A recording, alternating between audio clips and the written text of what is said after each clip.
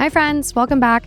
Each week on Clues, we highlight a different person who has gone missing. Someone with a story, a family, and a community still hoping for any answers. These are all of the cases that we covered in January that we want to highlight once more just to bring more visibility. The cases include John Tucson Doe from the DNA Doe Project, Shacaiah Blue Harding, Keshia, Sylvester, Shacaiah, McMichael. Let's revisit those cases and hopefully get the word out even more, especially because of listeners like you. Please go over to our Clues podcast socials, and there are posters you can share on your stories, and let's really spread the word. Thanks, guys.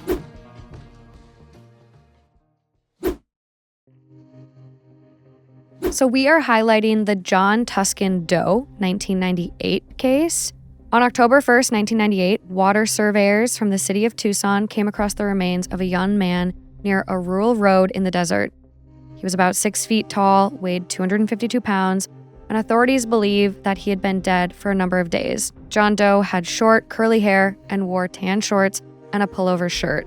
Race is uncertain, however, they estimate that he was about 17 to 23 years old. There is a composite sketch we are going to be sharing with you guys, so if this person looks familiar to you, we will have a link for you to get in contact with the agency of jurisdiction. It is the Pima County Office of the Medical Examiner. The ID for the DNA Doe Project is UP7236. There's also a few other links that we'll put in the description with a bit more information.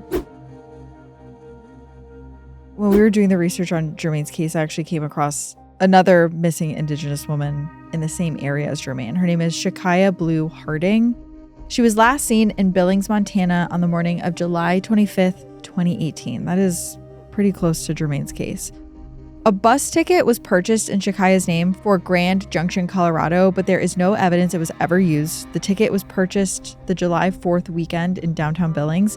There have been multiple possible sightings in Phoenix, Arizona, specifically the Children's Hospital, Phoenix Sky Harbor Airport, Bad Habits Gentlemen's Club, 1 McDowell, and at the intersection of North 19th Ave and Dunlap Ave. There's also been possible sightings in Great Falls, Montana, specifically near the Sam's Club by Northwest Bypass, 10th Ave and 23rd Street, and near Walmart on 10th Ave. She has been sighted in both of these locations with an older male. She also has connections in Fort Belknap, Montana, New Mexico, Oklahoma, and Fort Riley, Kansas. Her date of birth is November 28th, 1998. She was 19 years old at the time of her disappearance. She's described as having black hair, brown eyes, being 5'4", around 125 pounds. Shacaiah has a 5-inch long scar on her left shin, and her hair may be short, and there's evidence that she may have a limp at this time. She also may be going by Kaya or her middle name Blue, and she may spell her name Shakaiah, which is different than the spelling we have on the missing poster, which is Shaciaiah. And she also might use the last name HaughtYng. It is believed at this time that Shacaiah is a victim of human trafficking. So if anyone has any information on Shacaiah's whereabouts, you can contact Detective Jam at 406-256-2925 or the Yellowstone County Sheriff's Office at 406-256-2929. This week, we are highlighting the case of Keshia Sylvester. Keshia has been missing since 9/22/2017. She went missing from Brobridge, Louisiana, described as a female, black, 29 years old, 5'2", 145 pounds. Now, I will say there are very suspicious circumstances surrounding Keshia's disappearance. Her purse and cell phone were left behind at her home. The food that she had made for dinner was left on the stove. She didn't pick up her last paycheck from her job at a casino, and she also missed her daughter's prom. This was all super uncharacteristic of her behavior. She had really been looking forward to her daughter's prom, had already picked the hairstyle she wanted her daughter to have for the event. According to her family, prior to her disappearance, Keshia had seemed confident and happy, and she kept in daily touch with her family and often visited her father.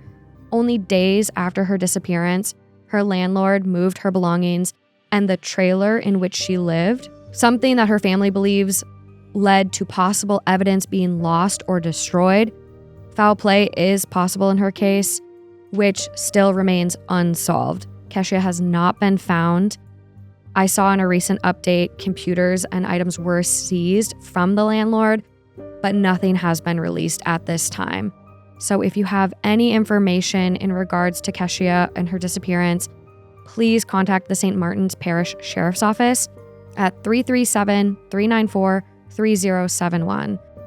Obviously, a very suspicious Whoa. The case. landlord moving the trailer right afterwards within just a few days? All of her belongings, everything gone. Oh my gosh. And like she went and visited her daughter before, like as she was getting ready for prom, like gave her some money or something like for prom. Like she was supposed to go back and meet, you know, and see her daughter after. So very, very suspicious. Very suspicious. So if you guys have any information, like make sure it gets known. It sounds like one of those ones where someone knows something. Someone definitely knows something.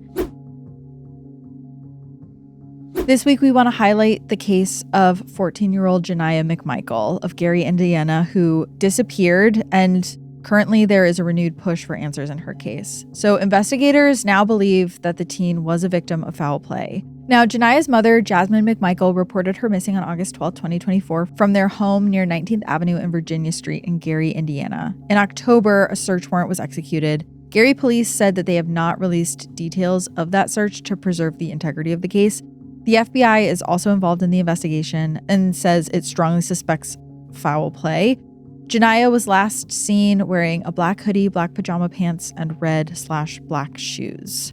Shacaiah's grandmother has said about this case, quote, "1 year ago today, I got a phone call from my daughter saying that my granddaughter, Shacaiah, ran away. I don't believe she ran away. There have been leads, but no solid leads. Nothing. It's just like she vanished." On April 28th, 2025, the FBI and the city of Gary announced a $20,000 reward for information, leading to an arrest and conviction of those responsible for Shacaiah's disappearance. It also seems like at some point an additional $10,000 was posted by USPA Nationwide Security, a private security company. So now the total reward being offered for information is $30,000 if anyone has any information. And the Gary Police Department continues to work on active leads with the FBI and urges anyone with information related to Shacaiah's disappearance to come forward. Lead Detective Sergeant David Umbarger can be contacted at 219-881-1209 or DUMBARGER@gary.gov.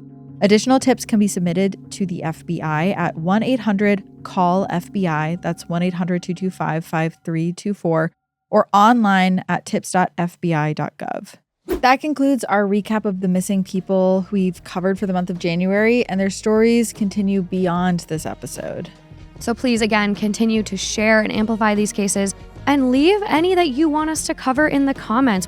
We are picking a lot of our cases now thanks to you guys, listeners, commenting on those that are close to your community. Thank you so much for being a part of this community, and you can tune into Clues every Wednesday, wherever you get your podcasts, where we cover a new missing person every week. Every week, we dive into the pieces, both hidden and obvious, behind some of the biggest true crime cases. Subscribe to Clues Pod with Morgan Absher and Kaelyn Moore on YouTube. And remember, every clue counts.